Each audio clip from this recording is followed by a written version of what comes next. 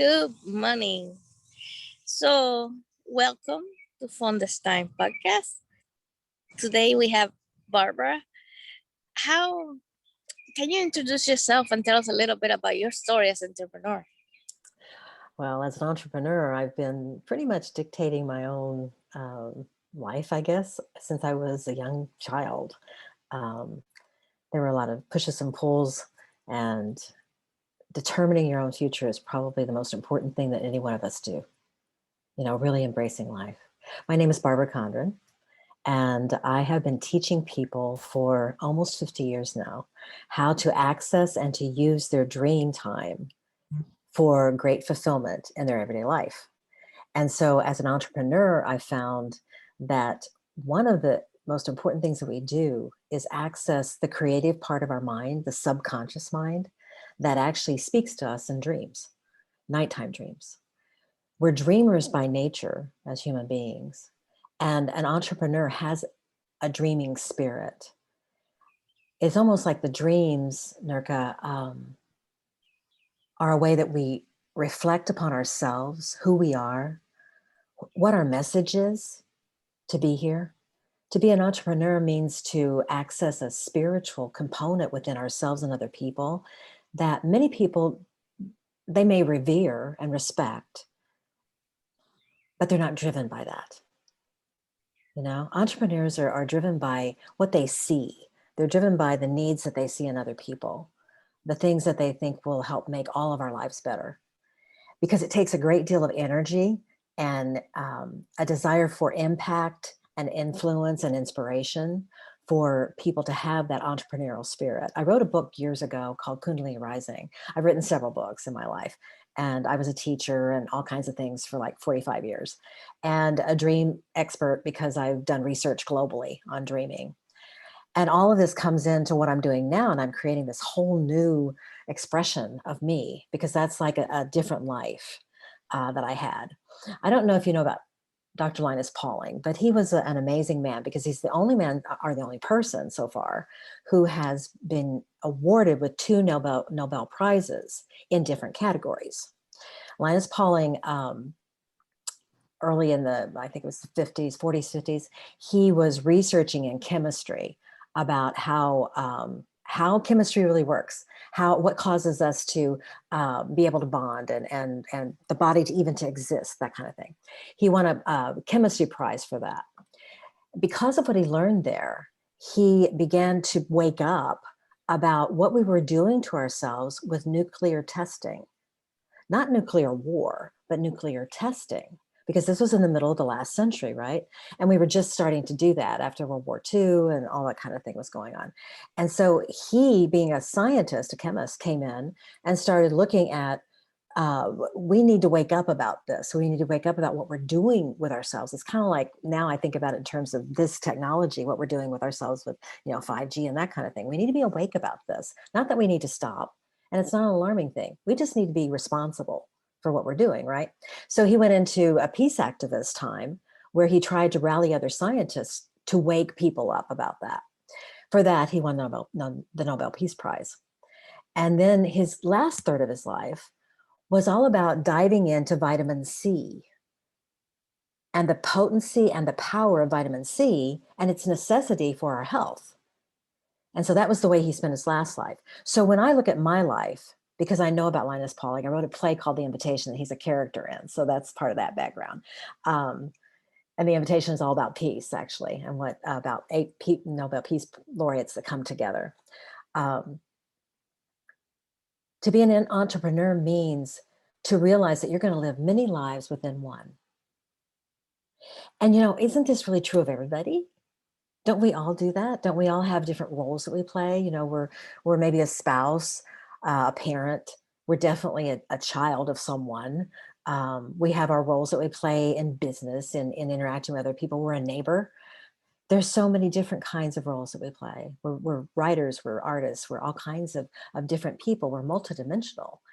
The entrepreneur is one who takes all of that. I call it spiritual renaissance. We take all of those different expressions of ourselves and we package them in some way so that we can interact with other people in the hope that we are mutually rising. The mutual arising comes back to the dream work. And when I wrote Dreamer's Dictionary back in the 90s, it was to help people understand that it's a language. Dreaming is a language. It's a language that we use at night. It's a language that we use in the day. And so much of my focus throughout my life has been dreaming, because I woke up when I was 6 with a nightmare, and that's what set me off. I never forgot it. And so I just kept working with that to want to understand what dreams are and why we have them. Um, what I've learned since then through my life is that the dreaming of a lifetime itself is a quintessential moment in time, that there's no one like you. You're completely unique. You are truly a miracle, as is every other individual that you will ever see or meet on the planet. And when we can recognize and honor that without getting all kind of, blown up and full of ourselves and worried about imposter syndrome and all those kind of things, which as an entrepreneur, you deal with every one of those dragons. They're like dragons, and you slay every one of them. You have to do it. And you only have to do it because you can see you have a vision that is burning inside of you that you must accomplish. And that connection with the inner source, the inner self, is best fed through remembering nighttime dreams. So a lot of times we find that nighttime dreamers want to be entrepreneurs because they have that internal kind of connection with what I call the beloved. And there's this internal love affair going on that's not being in love with me out here. It's this true kind of spiritual soul connection that you have that is driving you. It wakes you up in the morning. It talks to you at night in your dreams. And when I think about that, I think about Larry Page. Larry Page is the man who pretty much invented Google, and he did I think it was the University of Wisconsin. He did a commencement speech, and I believe it was in 2015, might have been 5. Anyway, you'll find it on Google. Just look up Larry Page commencement. University of Wisconsin. He talks about 10 minutes into it. He talks about how Google was created. He talks about dreaming. He talks about the importance of it. He talks about the importance of following your dreams, because in a nighttime dream, he dreamed about the concept of Google. Back in a time when we didn't have all of this stuff where, you could just push buttons and we're all of a sudden you're Miami and I'm in Missouri, so we're just connecting. We didn't have that yet. We didn't have search engines. There was no such thing. There was lots of information, but it was not connected. He saw the need to connect it, and it came in a dream. When he woke up, he remembered it, and he acted on that dream. And that's why now we have Google. Dreams will tell us, they'll lead us in our life mission. They'll lead us in our entrepreneurship. They lead us in if we're making the right decision or not, because as an entrepreneur, you make decisions every single day that determine your livelihood and your family's well-being and the community sometimes. So in that, it's really important for us to be able to access an inner integrity, an inner kind of peace, calm, restoration, health. All of those things need to be integrated in the entrepreneur because of how they work. They move, they're catalysts. They're people who bring new things to us to consider. They are the ones that actually shake up things a little bit so that we can think differently, so we can make the changes that I think we all inside think could be made and really need to be made without being pushy about it, without being forceful about it, right? So the dreaming is this access to a calm center, where when we learn that language of dreams, we not only can communicate better with other people in our daily life, we're daydreamers, but we're also night dreamers, where we get those messages from our soul that help us to guide our own lives. And then there are twilight dreamers. That's the third kind. They're the people that they dip into both worlds. And that's where you find most entrepreneurs. They do have big dreams. They have big daydreams, and they're about doing that. They're about accomplishing those. And they also have a tendency to remember the night dreams, just like Larry Page. Doesn't mean you remember them every night, but when you do, you heed them, you pay attention to them. And if you want to be a twilight dreamer, you begin to go into learning that language so that you can actually be restorative. My dad died not long ago from Lewy body dementia. And when he passed with Lewy body dementia, I was walking with him. And so I learned a great deal about dream time. Yoga, Tibetan dream yoga is part of the science that I've practiced through my life. So there's a real piece that I have about coming and going, about living and dying. I have a real sense of calmness about the continuity of life, and that, I'm just Barbara and you're just Niurka for just such a short period of time, such a short period of time. And every moment is precious because of that. I think it's just fascinating, everything you say, and so true. I think sometimes, what hat I'm going to put on today? What is going to be my role today? I'm going to be a producer, I'm going to be a writer, and it's fun to try it on and and you think a little bit different. You don't have to be everything different, but it just bring a different light to what you're doing, Mhm. and just makes everything so interesting, right? It's like it's new, Yes. and Yes. sometimes make people uncomfortable that Mhm. you're able to do that as an entrepreneur, because they're afraid of doing it.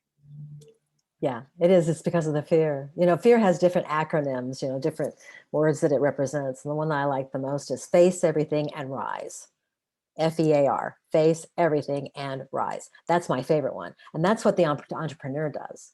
Um, there's some people that work by different acronyms that are not so progressive, hopeful, moving.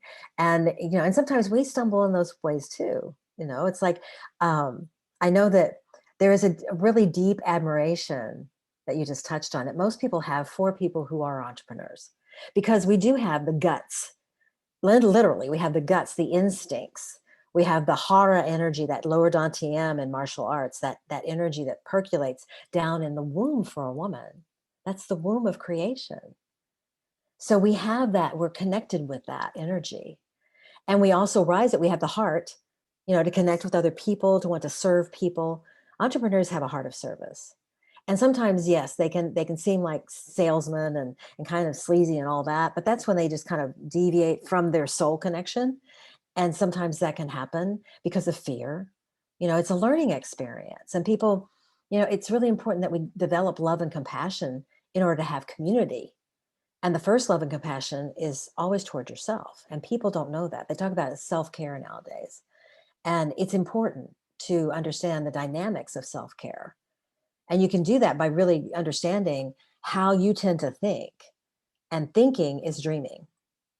It's either making things up, out of thin air, which is kind of like alchemy or magic, or I like to do it in an engaged way, like what we're doing right now, where we're actually communicating. And we could probably have this conversation all day long. We won't, but we could, in terms of delving deep into what you've done in your life, and how the ebbs and flows of your life. It's biorhythms. And I have a background in biofeedback. So I understand the course of the mental system moving, the emotional system moving, the physical system moving, and getting all of those so that you are back here watching it. And it's very much like, I think of it as being a conductor of an orchestra. And you have all the instruments and all the people playing. And the conductor is the one that everybody looks to for unity, not because they're important, although they are, but because there's a unity that everybody's there to play this beautiful music. So that's what's in the middle of the group, including the conductor. Everyone has that common ideal. And I'm a real advocate for that. I love bringing that to people when I consult with CEOs and people like that. That's what I bring, is that, how do we bring that out in the person, the leader, so that they realize that their place in the whole? Because that tends to be kind of an ego play sometimes, where people think I'm the boss, I get my way, that kind of thing. And that time's past, because now everybody has that sense of, I have this to contribute and it's valuable. And so when that's honored with everyone, and that everyone honors the leader as well, because there's been kind of slamming around that too on the other side, so there has to be that cushioning of, I call it honesty and loyalty, and some of the virtues that are really important, kindness, empathy, all of these things belong in life. So they belong in the workplace. They belong in our interactions with people. And I think that's what we're dawning on right now, is that that doesn't sound so strange to people anymore. They may not like it or know how to do it, or they may be afraid of it or whatever, but it's like more and more ears are opening up, just like with that orchestra, to that beautiful music that happens when we come together and when we cooperate like that. There's nothing else like it. And we can see it in a partnership, like with a marriage. We can see it in a family, a home. We can see it in our neighborhood. We can see it in our community. And it's really the same dynamics all the way through that work. I wrote a book called Master Living, and it outlines 10 essential life skills that can be taught and they can be learned. And I used them for a number of years. For about 30 years, I lived in a community where I used those with people of all ages, from birth all the way up to, I think the oldest was around 68 at the time.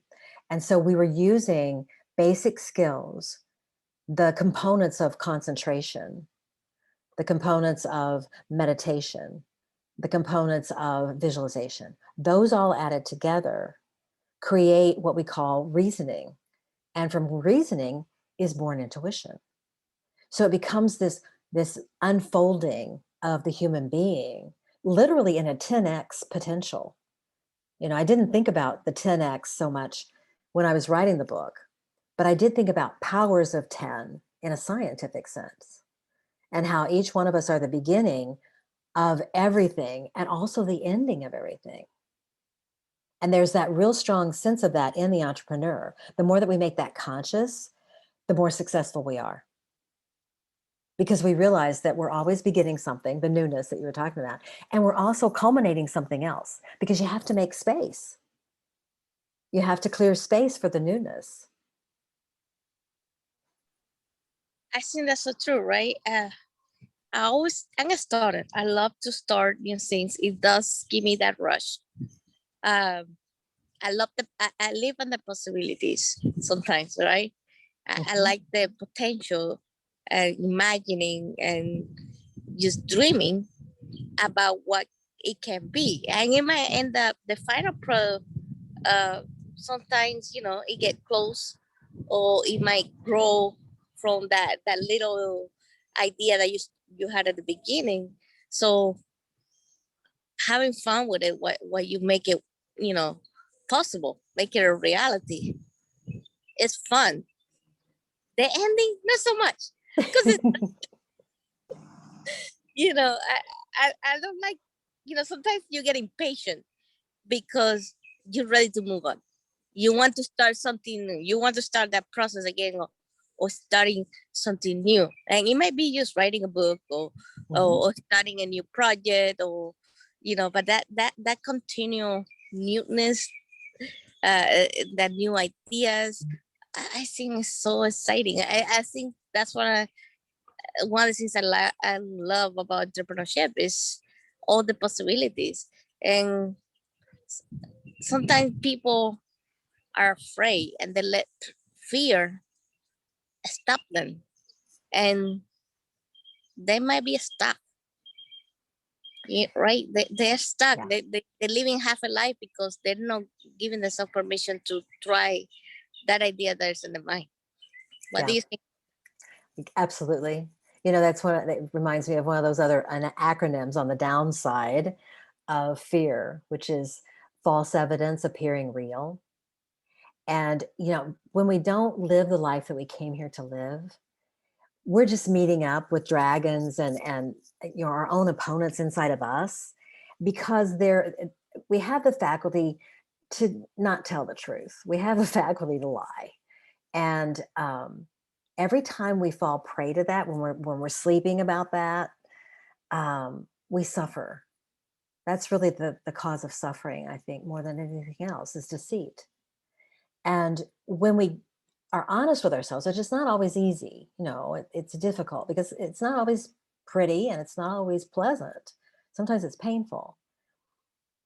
But there's a system in the universe that moves, I call it universal laws, that makes sure that everything works and everything turns out, whether we can see it or not. And this is the thing with impatience, that helps me a lot, is knowing that even though I might want to push things in my wakeful conscious state, there are a lot more inner multidimensional worlds going on here that I don't have any knowledge of, or I don't have any say in the moment, but they're still working on my behalf based upon what I have said I wanted, what I'm dreaming. So if I need adjusting, I need to adjust my dreams. And that's the beautiful part about the dream, the night dreams, is that every dream is about the dreamer. So it's going to tell you about you. When you wake up and you remember about, your second grade teacher who is driving a red car, and there's a dog that goes across the road in front of her, and she stops, and the dog goes on across. That is all about you. Your teacher represents an aspect of you, who knows something and who has some authority. It may be elementary, it may be second grade level, but it has, you have something going for you. That's what the dream's telling you. You're in a red car. The car represents your physical body. And the red is about emotion. It's about the catalyst that really makes anything happen. You have to have emotion, or you don't connect the mind and body. So it's talking about an authority you have that can express itself emotionally and needs to stop because there's a dog or a habit that's getting in the way. So when you're talking about the entrepreneur kind of dream that you just said, the entrepreneur of being afraid, or people being afraid to do things, that might be the kind of dream that someone might have, to let them know that they're letting this habitual way of thinking stop them, to impede them, to impede their progress. So then all they would need to think about in the morning, after looking at the language, what the message is, okay, what's the habit that's getting in my way? Well, maybe it's that I'm not good enough. That's a really, it's a popular one right now, that I'm not good enough. I don't have the skills. The dream just told me, if it's my dream, just told me that I do have skills that actually engage emotionally, so that I can actually use them in my business that I wasn't looking at, I wasn't thinking about. I'm thinking about this is the problem with entrepreneurs, as you know, our dreams get way too big and out of hand. This is why the night dreams will help put us in check and keep us honest. Because the dreams always tell you the truth. That's that soul perspective. So if I heed that dream, if I heed that message, it connects me with the source, my own creative source, so that I can actually respond to my life better. It lowers the anxiety level.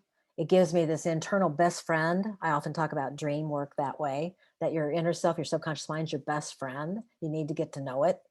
I also talk about it as a beloved. It is that romance. It is that true inner sense of core calmness that we're capable of having. Because there's so much excitement that you have to have as an entrepreneur, because you're always changing. You always have something new, so you're a light going around and lighting people up, right?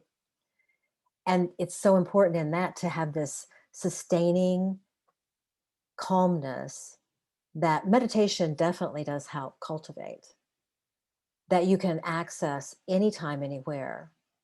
Breath work also does that. There's a great deal of, I'm doing a series now that's just available to anybody, and it doesn't cost, at 8:00 Central Time on Mondays. I lead a guided meditation. It's supposed to be breathe 10 minutes in awareness. Usually runs about 15-20 minutes. But I actually lead people through breath awareness so that they can start the week out that way, and then also access that every day that week. And then we come back on Monday, do it again. And then on Fridays at the same time, at 8 Central Time, and these are free events. They're just open. They're up on Eventbrite. On Fridays, we focus on dreams and get ready for the weekend. Because a lot of times, if people are doing 9 to 5 kind of dream, or our lives, which a lot of people are, and sometimes we're married to people that do that. Entrepreneurs have a different life, right?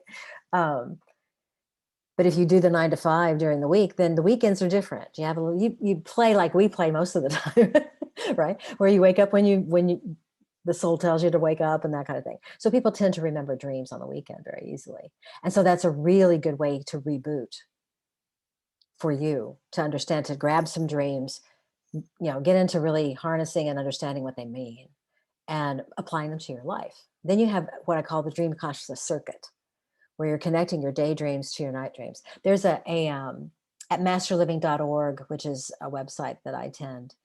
There is a quiz that also doesn't cost anything. That's an evaluation that will tell you if you favor being a daydreamer, a night dreamer, or a twilight dreamer. And we talked about that a little bit earlier. But it will tell you which one you tend to gravitate to. Doesn't mean that the others don't exist. They do. And what you want is balance. You want equal footing for every one of those, because that's what makes you whole as an individual. So you don't feel out of sorts. You don't fall into vice type things, or gluttony or greed or those kinds of things, or just depression or anxiety, states of mind that are not productive, and you know it, but you don't necessarily know what to do about them. You won't fall prey to that when you have that dream consciousness circuit moving in you, because you connect your day and your night with the twilight. Twilight is in neuroscience is theta waves. It's the brain waves that are calm. They're reverie states. Sometimes in science they're called the honeymoon effect. Sometimes it's when you're in the shower and you have an epiphany because of the negative ions of the water. Help your brain and your body think clearer and in a different way. So those times happen right before we're waking up in the morning and right as we're going to sleep at night. Everybody has natural theta time, but most of us kind of crash at night and we kind of wake up by an alarm clock or something. So it's like that twilight time, it's gone, it collapses. And so what I teach people how to do is to extend that time and to extend it during your day so that you can have actual strategically intuitive moments during your daytime. And that's exceedingly helpful for an entrepreneur, because you need to be on your game, which to me means you need to be awake, aware, and alert to interacting with people that need what you're offering, and you need what they're offering. That's the beauty of being an entrepreneur, because you're constantly changing that.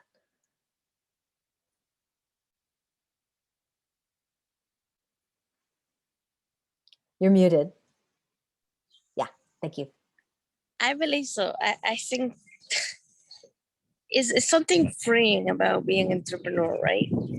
And then people sometimes tell you to be one way.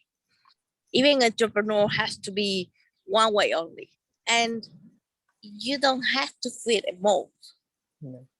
I think, you have to explore, because when you cannot put yourself into a mold, you're also stopping that creativity that make you you.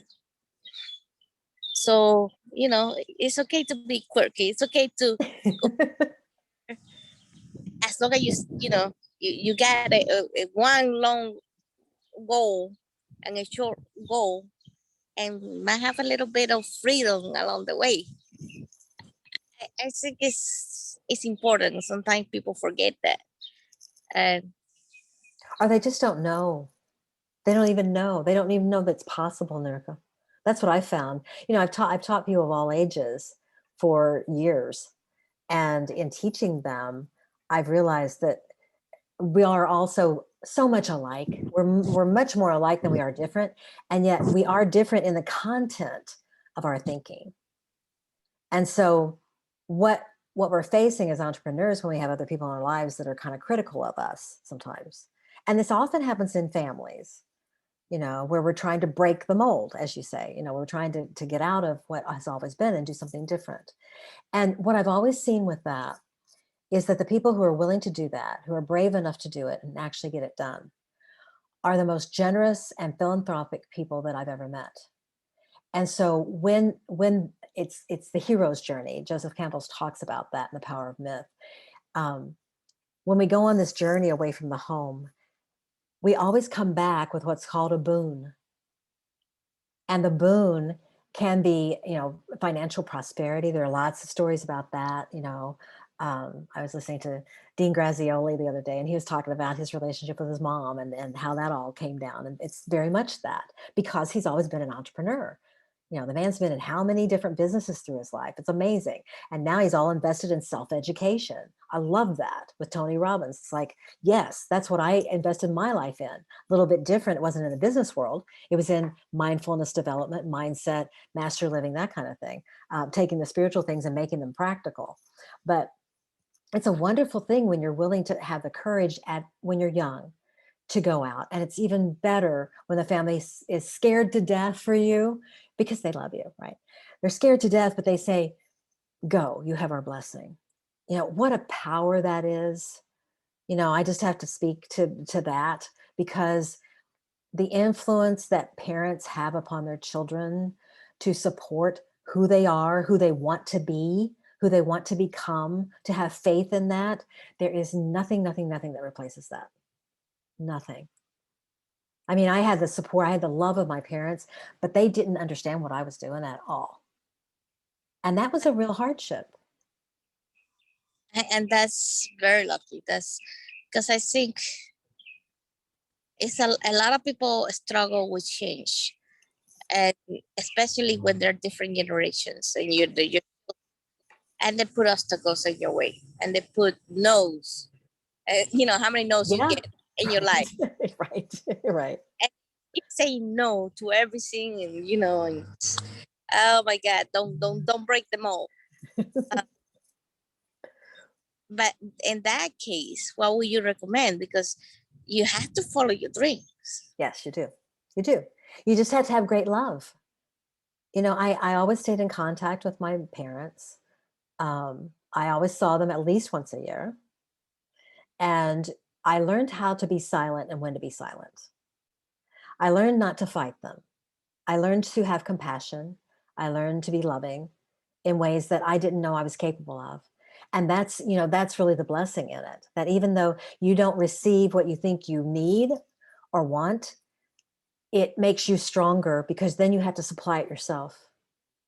And the beautiful arc to that story for me is that my dad would say, I don't know how you turned out the way you did because you raised yourself.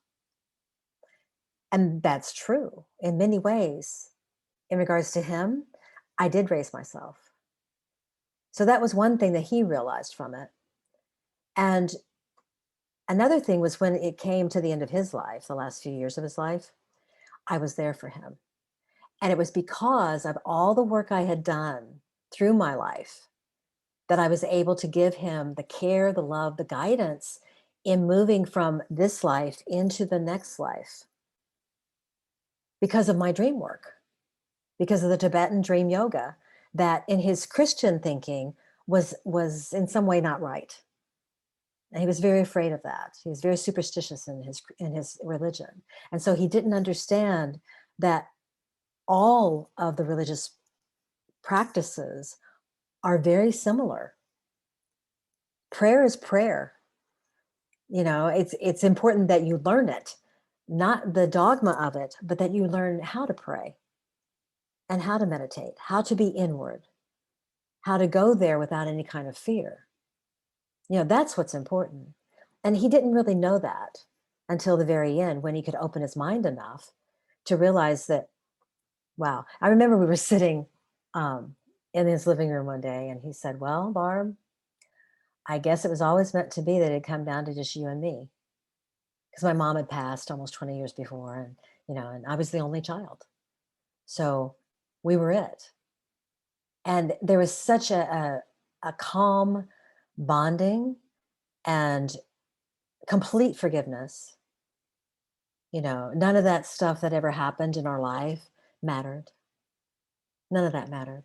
All that mattered was that I was able to have my full attention there with him when he needed it the most. When through Lewy body dementia, his attention was leaving, so he could go ahead and go on into his next experience, his next life. And so I say that story because I want to encourage people, even when they're young and they feel like they're at odds with their family, to keep your heart going, because that's the heart of the entrepreneur. You are heart-centered. You wouldn't be an entrepreneur. You won't make it if you're not heart-centered. You have to have this internal connection inside you that just knows that what you're doing is going to help people. It's going to make their lives better. And the ones who have that continue no matter what. And they also produce success in 10x ways. I mean, exponential ways that always come back home. They always come back home. I think that's so true, right? And because when you go after your dreams and you get in shape, it help you successful or no, just the journey alone. It does something to you. It gives you that satisfaction that you try. Yeah. And you know, and everybody defines success their own way. I think trying enough, just trying, I think a success for me.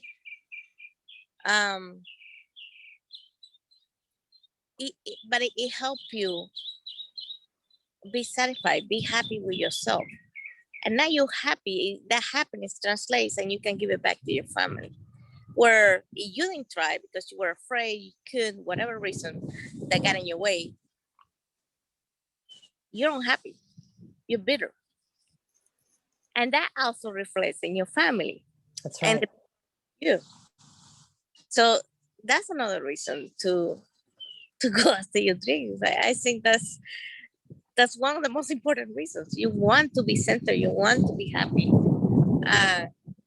And happiness might be just 1 second of satisfaction. Now you move on to those, you know, sometimes it'll stay long. But that's what it is. It's that moment and that journey to that moment.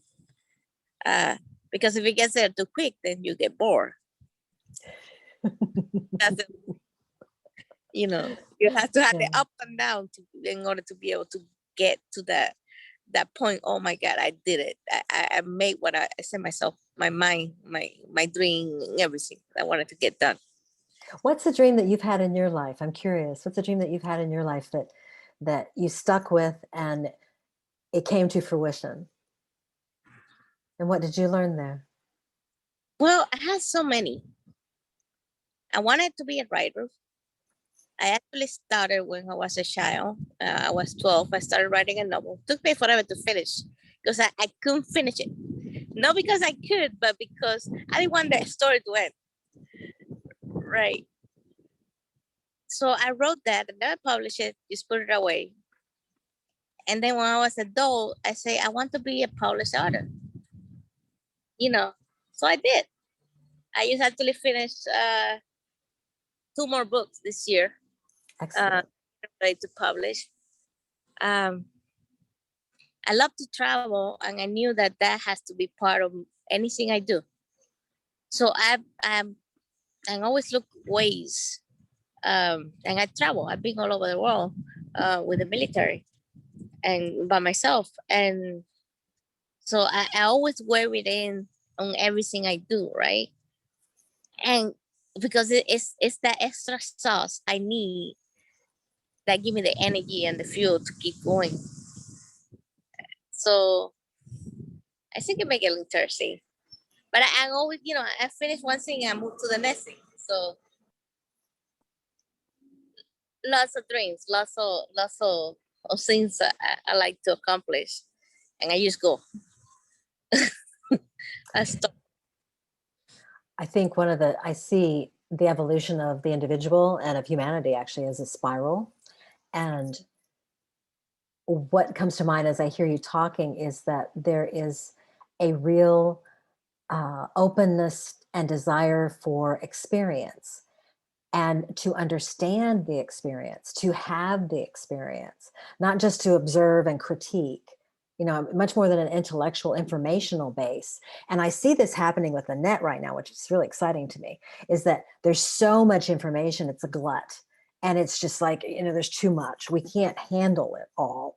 And the whole overwhelm and, you know, the COVID thing, the pandemic thing, all of that has just been like kind of exaggerated in our mind where it's way bigger than we are. It's kind of like in Christian stories, it would be David and Goliath. You know, we're really little, and everything else is so big, and that's where we get into the imposter syndrome and just the intense depression, you know, that now is settling into, especially big cities, into people. And, you know, we're going to need to deal with that, all of us, and be able to really work with that so that we come out of that and become more honest with it. And as we look at that, we look for understanding that will bring wisdom. So when you're an entrepreneur, you're constantly reaching out for experiences and you want to get better.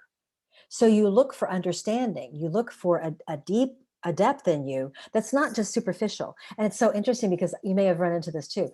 A lot of people will think, because you're so multidimensional, Renaissance woman is what I would call you, where you have many different interests and you don't say, well, I can't do all those, I need to do this. You don't do that. You know, that was the old model, or that's what some people still do because they think they have to. Well, you and I are here to say, no, you don't have to do that. Whatever you really feel like that's coming from inside you that wants to be expressed, you can incorporate it into your life. You can make space for it, and you need to. You know, if you're an artist at heart, then you need to be art. You need to express that, whether it's through painting or whether it's through feng shui, whether it's through designing your house, whether it's doing a garden, whatever it is. All of those are artistry expressions.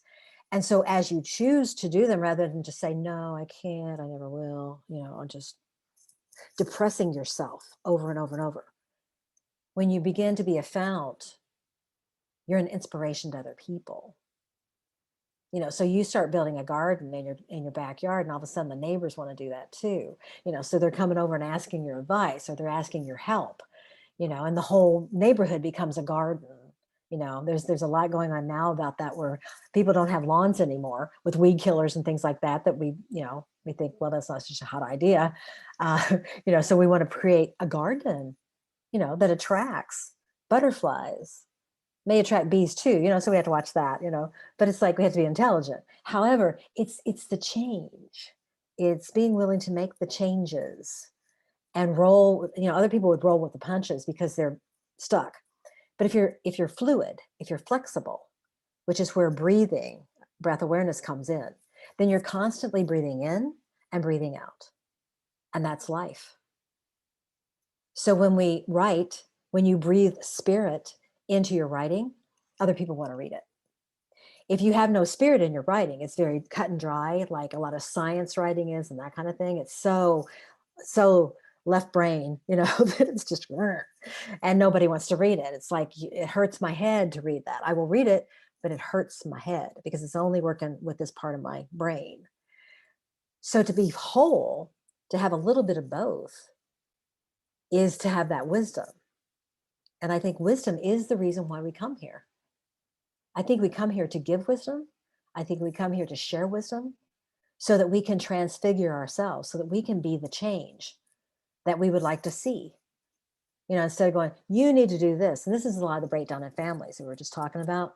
You know, it's like, well, you need to carry on the tradition of blah, blah, blah. Or you're going to be just like Uncle Harry who did da, da, da. You know, it's like we get into the name calling and the critique stuff, and everybody's spirit just plummets. And we do it to ourselves. And, you know, it's like, I go, why? Why are we doing that? So to have the heart and the spirit in a situation like that, where you're willing to come and continue to give, not to retaliate, to give, you know, to give love, to give comfort, to give guidance, to give forgiveness, you know, to give gratitude, is a remarkable thing. And I think it's one of the pleasures and the privileges of being an entrepreneur. I truly do.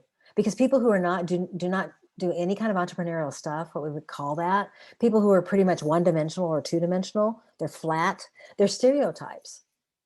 They're not really living their life. They're going through the motions. And every once in a while, there'll be a shock in their life. You know, COVID was a good shock for everybody, right? But there'll be, you know, a car accident, or there'll be somebody who's close to you that dies unexpectedly, an illness, whatever, something, you know, a divorce, things that all of a sudden the path that you thought you were going down the rest of your life isn't that anymore. It's something else. And that's very difficult for somebody who's stuck. It's not as difficult for an entrepreneur. You know, for those of us who are entrepreneurs, we know that change is what life is about. We know that's going to happen. And we like to be at least a participant, if not a leader in that. In other words, we love to be in the game. You know, we may not, I don't particularly like to see life as a game. I see it more as theater. I see it more as through filmmaking and that kind of thing. And that's the artist in me. You know, so I think about writing, and I do write, and I think about designing sets, and I do feng shui, and I think about painting, and so I do what's called sift painting, and I interpret people's dreams, and I'm a coach, and I'm a counselor, and I'm a consultant, and you know, I do a lot of different things. People would say wear a lot of different hats, but those are all ways of expression of who I am. And I hear that in what you're saying, that in your entrepreneurship, you've always found ways to express Niurka, to give her to the world. I love that. And I think so. I think that is so important. You know, usually when I'm curious about something, and it might be a conversation, it might be something that sparked my curiosity, and like I want to explore it. And the magical thing happened when I stopped saying no, and I just went ahead and explored it. So you just have to be open. You just have to be open to the idea and kind of leave the safety net a little bit away, because that sometimes hold you back. Yes. You know, and sometimes things appear or things happen in your life at the right moment. So if you listen and you open your eyes, that means you're already ready. You should start your journey. We have 5 senses. You know, you've talked about some of them. We can see, we can hear, we can smell, we can taste, and we can touch. And I teach a method called STOP, stop, which helps people to become completely present, to align their mind and their body, you know, not to be doing something, but their mind is on what happened last night or what they're going to eat for dinner, you know, either in the past or future. In other words, you're not really here. And so to be present is everything in the here and the now. And that's becoming more common knowledge too. But how do we do that? We do it through causing the mind and the body to come into harmony. And this is the whole reason for prayer. This pose itself and using the body this way is called Atmanjali, and it's called a prayer pose, and it's used all around the world. And the reason why is because it brings together the 2 parts of the brain. So there's a technique that I call satyagraha that I encourage people to do. Satyagraha means holding on to truth or grasping truth. And when you practice satyagraha every day for 10 minutes, both hands, then you start to cause this harmony, synchronization between your mind and your body.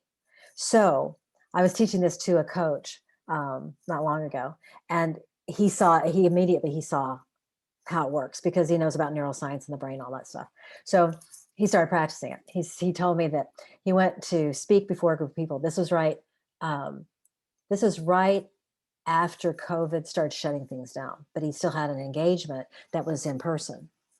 And he went and he said, you know, in addition to drinking water before he did his talk, before he went on, he stood there for a minute and he did satyagraha. He didn't say it. He just moved he had his hand by his, you know, down, and he just moved those fingers and said it mentally. And it completely calmed him. It completely put him in the present moment. No other thoughts, you know, no anxiety about, you know, am I going to say the right thing? Are they going to like me? You know, will it move people the way I think it will? None of that, you know, none of that, all that left. Because when you hold on to truth, I mean, really, what else is there? I mean, when you think about it, what else is there when you have a sense of truth being not just opinion. I'm not talking about opinion. I'm talking about the kind of truth that it applies to everything and everyone. So when you're holding on to that kind of truth, then that's just a big exhale. I mean, where else would you want to be? Completely calm, at peace, ease, flow, natural, open. I mean, that's it, right? It's just so easy. That's what it is. It's too easy, Niurka. It's like it's too easy for us to do beautiful things. We have to mess it up and then clean it up or something. I don't know what that is in human nature. It's kind of funny. Yeah. No, we're worse, right? We get our own way, and we has as a species, we only have a couple years in this earth. So, and we spend what about 20, the first 20 years just learning, or the first 30 actually about learning. So half of a year almost it's just about learning behaviors, learning society rules, family rules, uh, you know, all the education. So why waste it? The very, uh, you know, it's not so many years left after that. That's right. And every moment counts. You never know. We just never know. I mean, yeah.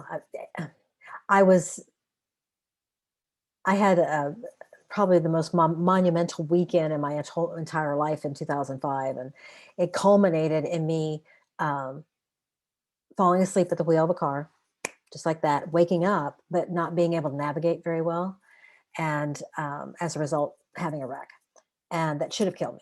By all means, should have killed me, but it didn't.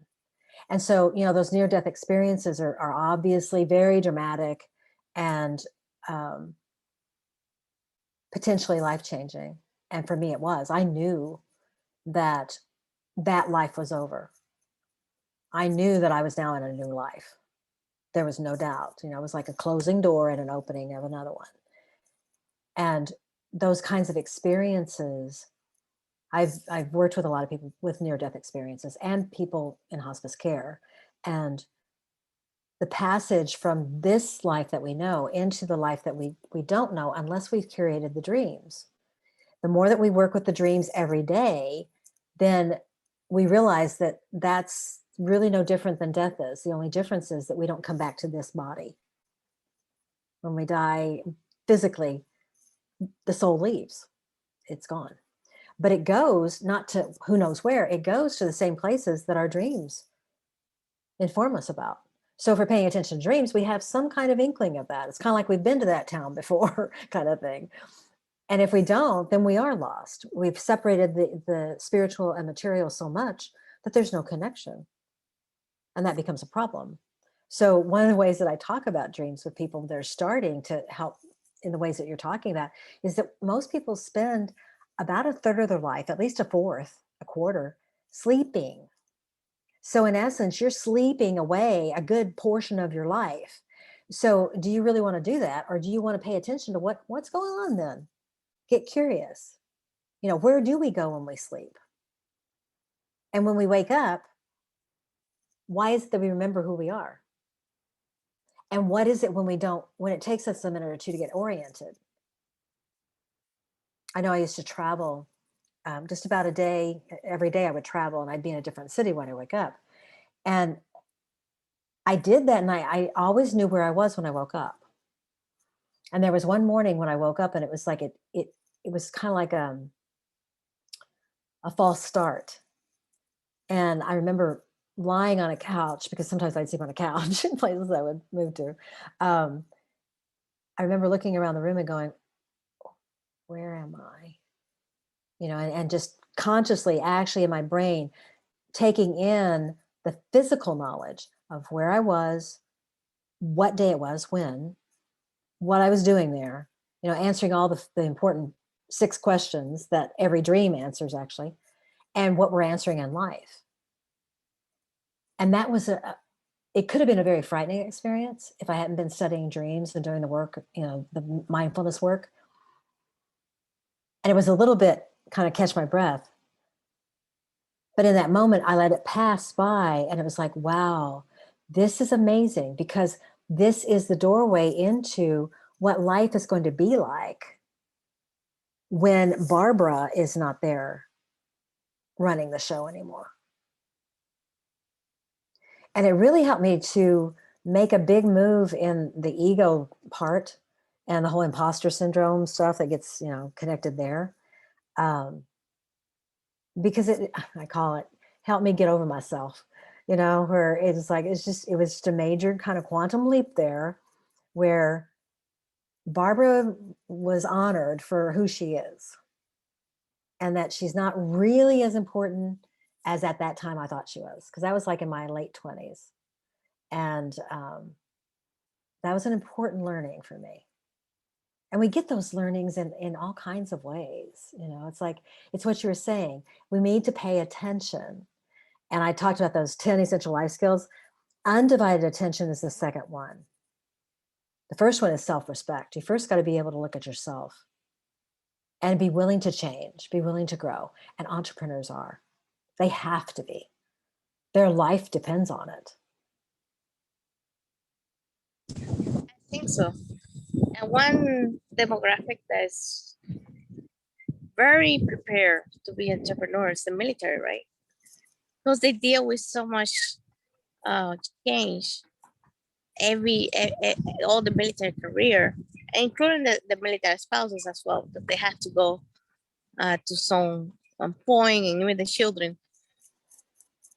that when they transition from the military, it's very easy to transition to become an entrepreneur. Yes. Because they already had the skills, they had the hopefully the organization or how to. Because I'm not organized, but I had the structure. I can get messy, but I got the structure. I don't have to get back myself into it. But I really know how to learn, and I know the structure and the discipline and the mindset, the goal setting, short and long. And a lot of military are like that. So yes. That's something that they're very uniquely prepared. They just need to have maybe the know-how, right? It's a new life. It's a new world. So, and allow themselves to do it as well. I'm so glad you brought that up, because, I've been on the end with military people sometimes with the PTSD and some of the, the really earth-shaking, mind-blowing, literally, and emotionally wrenching experiences that they go through. And understanding as a counselor how to walk with someone through that is like a living nightmare. And as you walk with them, you don't try to get them to stop. You help them to walk through it. Then they can reach the other side where they can access exactly what you're talking about. And there are many people who don't have experiences like that for whatever reason, and they have the skills that you're talking about. The discipline is the underlying factor to an entrepreneur. And that's the secret, because most people look at us and they think, well, what's she going to do next? What's she doing now? It's kind of like they'll get critical because of their own, where they're coming from, because they think, sometimes they think we're not reliable, we're not stable, we're taking too many risks, we might get hurt. They're well-intended often in how they look at us, particularly family members. But what they miss is the incredible amount of discipline, if we're successful, that it requires to be an entrepreneur. You have to be self-motivated. You have to be self-disciplined, because you're not getting your paycheck from a corporation or a boss, some kind of organization. And this is what sometimes throws people who come out of the military, because they built that discipline because that's what it's about. So that's their ace in the hole. But they have been in a system that had that greater structure, And so sometimes that's kind of a bugaboo where it's like a shadow and mirrors thing where it can confuse them and keep them from really being brilliant. So when I work with people like that, I help them do exercises that will aid them to open up the doors and see how they can direct and create their own structure, and how what they're doing fits into a structure that before they didn't see. Because a lot of the entrepreneur is, I'm doing my own thing. I am doing my own thing. And so we get in, our ego wants to get into that because sometimes we need it for motivation. Otherwise we would quit. It'd just be too intense. So sometimes we have to pull on that. We have to pull out what then becomes the imposter, but we have to do that in order to keep going. Well, when you have that structure of discipline that people build in the military, that can be what they're pulling on instead of the ego motivation. And that changes everything. That's when they really can move quickly and can accomplish truly amazing things for lots of people. I've had my dad was in the military, and that was before I was born. So I really didn't know him that way, but I knew him in memory that way. I knew how he talked about it, how he, shared what he'd learned, things like that. And he never saw combat, so he was blessed in that way, I guess. But he got the benefits of it and used that. So he had many lifetimes within one lifetime. It was the way he lived. And I saw that. And even though he probably never knew, in many ways I was modeling him in what I did. So that freedom that we give ourselves in being disciplined, I see responsibility as discipline. I see it as our ability to respond. And you were talking about that just a moment ago when you're talking about being attentive, listening and watching for opportunities. And that's part of that wakefulness. Yeah, and I think the more you practice that skills of paying attention, the more you're able to see it too. And every skill that you have count. That's right. Even the ones that you don't think. Yeah, I take this course because I like this hobby. But it teaches something and it's useful in some kind of way if you apply it. So I love that. And I think, and you were mentioning a lot of students go through PTSD. And actually, I personally believe that maybe you can tell me about it. I think entrepreneurship is actually a way to focus those soldiers that suffer from PTSD because they find a new focus, they find a new purpose, right? And they can relieve that stress and that way, and they can find a way out to whatever trauma they experience. And everybody's different. Everybody has find a different way. Might be working with plants, might be working with animals, um, doing adventures and stuff like that. Because you get that, whatever give you that sense of peace or balance. So Yeah. It's in listening to you talk, what comes to my mind is that the post-traumatic effects, because I'm not one to label people, I'm one to understand what we're really talking about. And I think what we're talking about there is memory. It's post, it's after the event. So, whether it's a rape, in a city, male or female, it makes no difference, or whether it's a situation in war, whatever situation that we became traumatized by, it ultimately really is something that we did not want to happen. We didn't see it coming. It was a surprise, a shock, and we did not want it to happen. And so the more that we're holding on to not wanting it to happen is the degree to which the post-trauma keeps kind of echoing. It's kind of like it's the way nightmares work. Even when you're sleeping, nightmares will keep coming back to get your attention because there's something there that you left behind that you haven't resolved. And when we can at least get to the point where we realize that this isn't punishment, it's not punishment, because that's where people go. in their minds, which is why they keep hitting their head against that wall. When they realize that it's not punishment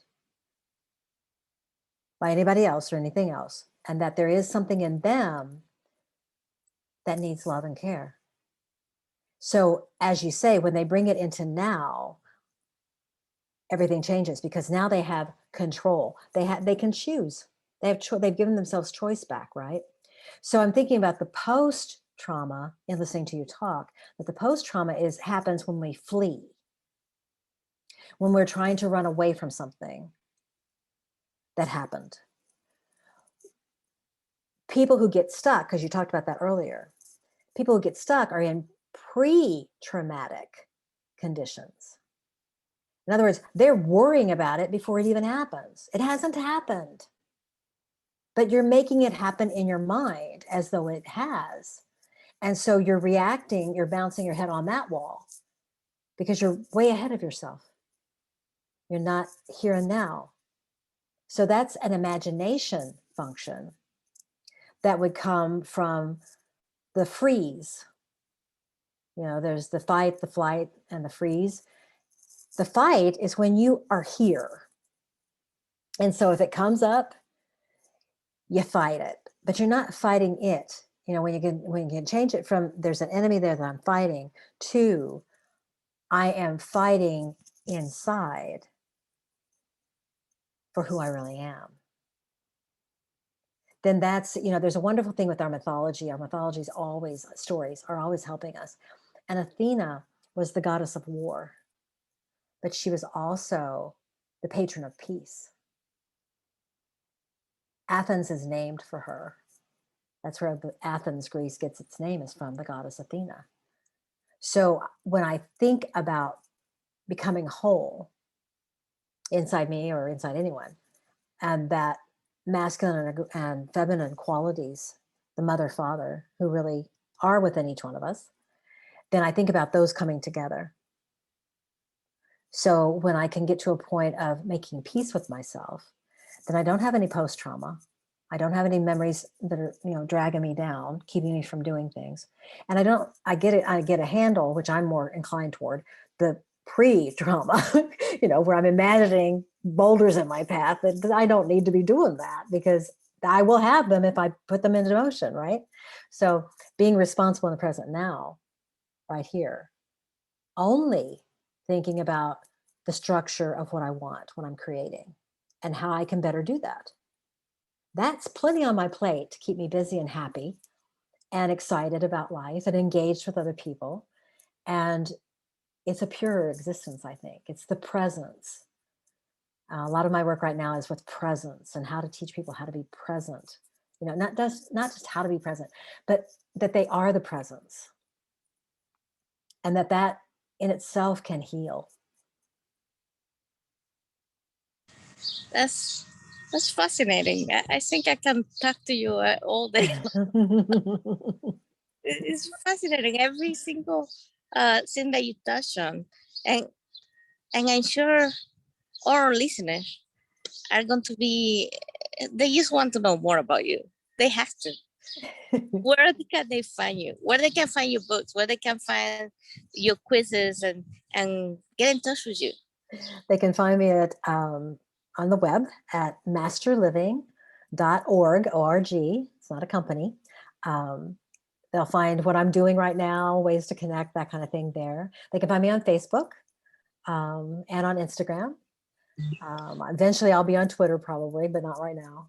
But yeah, I try to at least make myself accessible and keep out there and keep people aware. And I also have a YouTube channel that I'm just really starting, and I think I'm going to probably use that more and more in the next year or two. Yeah. I think good. You really have so much to share, so much value. Thank you. And I really, do you have any additional insight? You share so much, but anything else that you want to add? I think it goes back to what I said about that everyone's a miracle. Each one of us really are a miracle. It's a miracle that we even breathe. You know, I mean, really. I mean, do any of us really know how to make that happen on our own? Well, I've been practicing all my life, and I don't make that. I understand it. I harmonize with it. I derive wonderful things from breath awareness every single day, and I breathe life into creations, and it's a gift.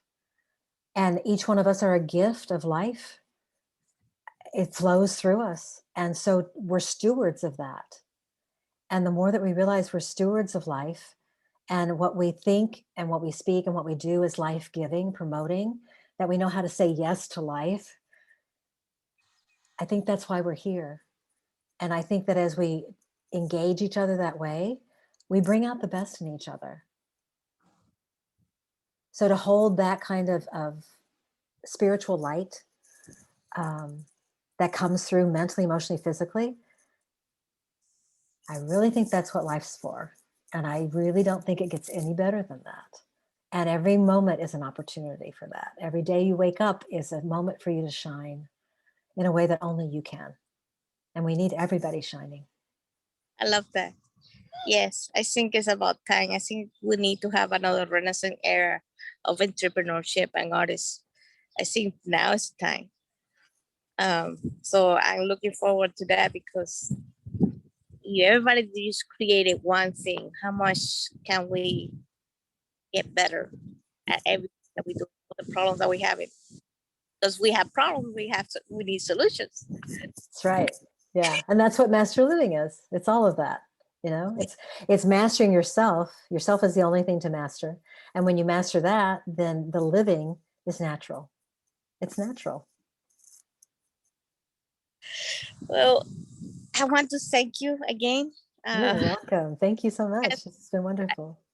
It has been one of my favorite interviews. It's fascinating, everything that you share. Thank you. So you are, anytime you want to come back. Thank you. Thank you. All right, let me end with that.